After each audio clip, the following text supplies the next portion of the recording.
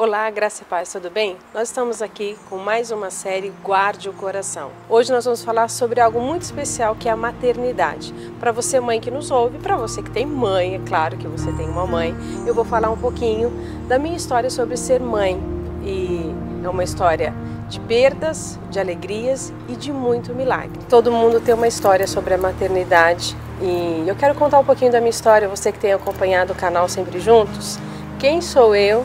E quais são os meus filhos?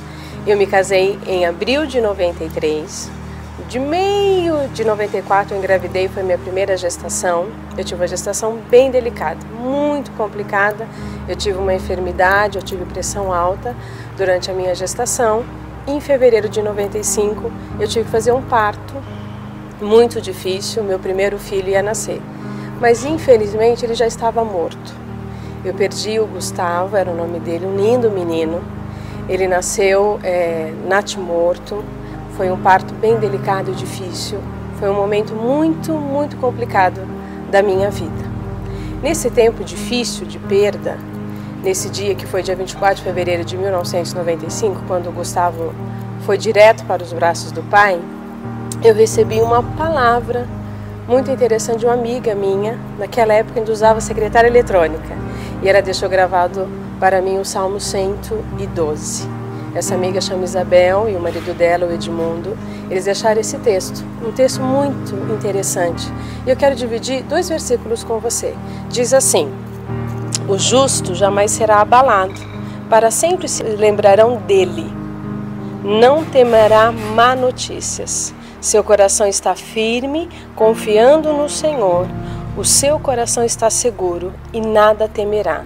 Quando a gente lê a Bíblia, quando a gente ouve alguma coisa, parece que não tem muito a ver com o momento que a gente está vivendo. Eu tive um período muito difícil depois que eu perdi o Gustavo. Eu tive que fazer um tratamento e uma semana depois da perda do Gustavo, eu fui conversar com o meu pastor na época. E eu disse para ele, eu queria tanto férias, eu não queria voltar para a igreja, nós já pastoreávamos, Lázaro e eu, estávamos morando na cidade de Atibaia. Eu queria férias, queria descansar. E este homem, com muita sabedoria, me ensinou um princípio que eu levo até o dia de hoje. Quem me conhece sabe que eu sempre falo isso. Ele disse assim, eu não vou te dar férias, eu vou te dar uma oportunidade de cura. Vai, volta para a igreja, prega, porque a sua cura está no altar. Eu acreditei nessa palavra, não querendo muito não, eu queria mesmo era férias, queria descansar, mas eu obedeci aquele querido pastor que faz parte da minha história e fui pregar. Foram meses difíceis, de choro, de lamento, de dor, de questionamentos, mas nesse tempo eu aprendi que quando eu ministrava a palavra, mesmo sofrendo as minhas dores pessoais, pessoas eram salvas, curadas, restauradas. E eu caminhei assim, não por aquilo que eu vivia, eu sentia, mas pela fé. E acreditando que a minha cura estava no altar. Depois de um tempo, Deus falou comigo através de uma pessoa muito especial também. E Deus falou que me daria um filho, um menino. E esse menino seria uma marca sobre a nossa história. Em 1997, nós tivemos uma grande alegria. Nosso segundo filho ia nascer. Quando eu fiquei grávida do Júnior, a gente achou o máximo, né? Foi muito bom, uma gestação ótima, não tive nenhum problema de saúde, mas a alma, essa doía, viu? Que medo, será que eu vou perder de novo? Como será que virá? Será que vem com saúde ou não? Foi momentos difíceis emocionalmente, sabe? Mas aí nasceu o Juju, um parto muito difícil, um parto natural, foi bem dores intensas e nasce um menino lindo. Levamos para casa, que graça, que poder de Deus você poder ter um filho vivo nos seus braços. Mas de repente ele começou a ficar doentinho. Depois de um dia e meio em casa ele não estava bem, foi quando nós passamos um momento muito difícil, ele começou a ficar cianótico, todo roxinho. Lázaro socorreu e nós fomos para o hospital, correndo com ele, chegando lá, esperando um diagnóstico. O médico falou assim, olha, vai precisar ir para a UTI. Naquele hospital que nós estávamos em Atibaia não tinha UTI infantil, então nós pedimos uma UTI móvel para levá-lo para uma outra cidade. Nesse período até a UTI chegar, meu filho ficou muito mal, ele teve uma parada respiratória e os médicos mandaram eu sair do quarto porque o bebê estava falecendo. Essa palavra foi terrível. Nós corremos para a presença do Senhor, oramos intensamente numa sala de espera e depois de 20 minutos, num processo muito difícil da volta do Juninho, nós ouvimos um choro, bem leve, mas um choro de vida, um choro de ressurreição. Colocamos o Juninho naquela UTI móvel e eu fui junto com ele na UTI, foram assim um período de estrada, né? Quase uma hora, de choro, de lamento, mas também de uma convicção. Deus não mente, nunca mentiu, não vai mentir. Eu ia viver um milagre.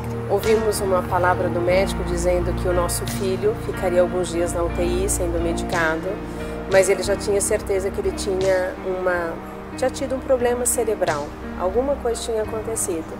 Então ele foi bem direto ao meu coração e falou para mim que meu filho não ia falar, não ia ouvir, não ia andar. Não sabia qual era a lesão cerebral, mas sabia que ela tinha uma lesão.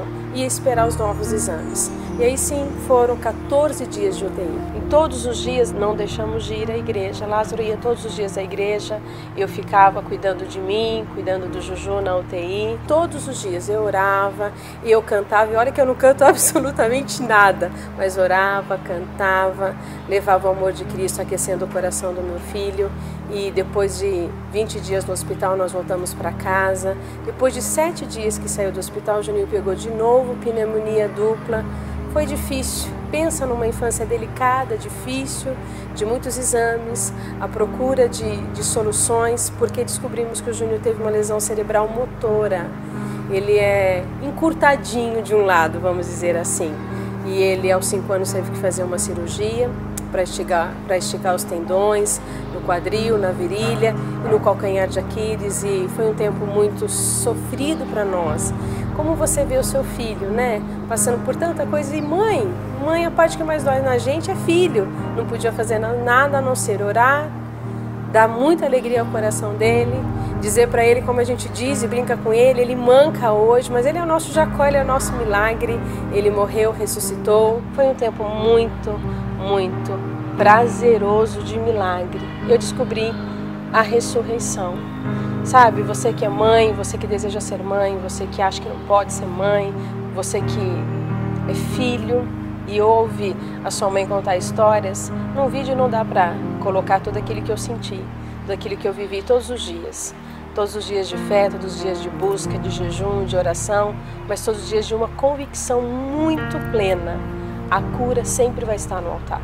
A cura está naquele que busca a Deus. A cura está naquele que adora a Deus quando a morte está dentro da sua casa. A cura está quando aquele que adora a Deus vive ressurreição.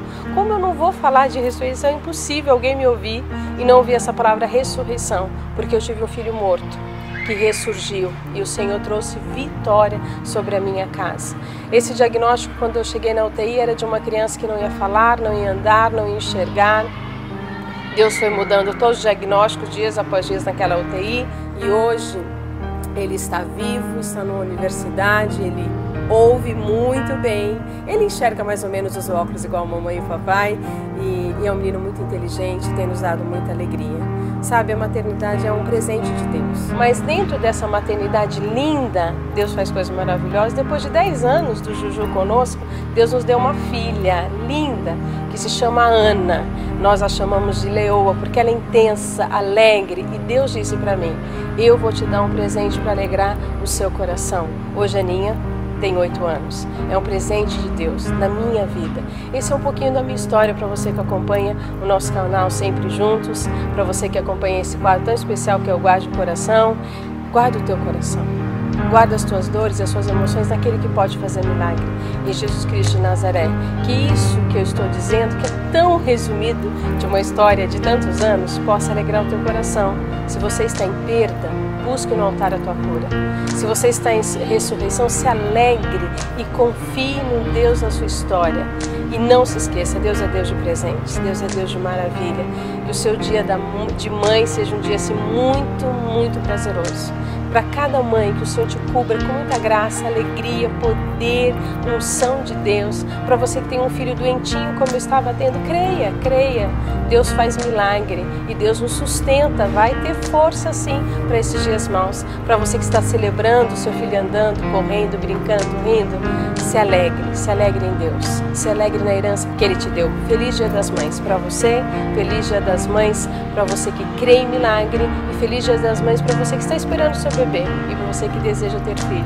A palavra do Senhor diz: nós temos o nosso coração no Senhor, por isso a má notícia vira milagre e o nosso milagre está no altar. Até a próxima, e esse mês está cheio de novidade para você. Feliz Dia das Mães!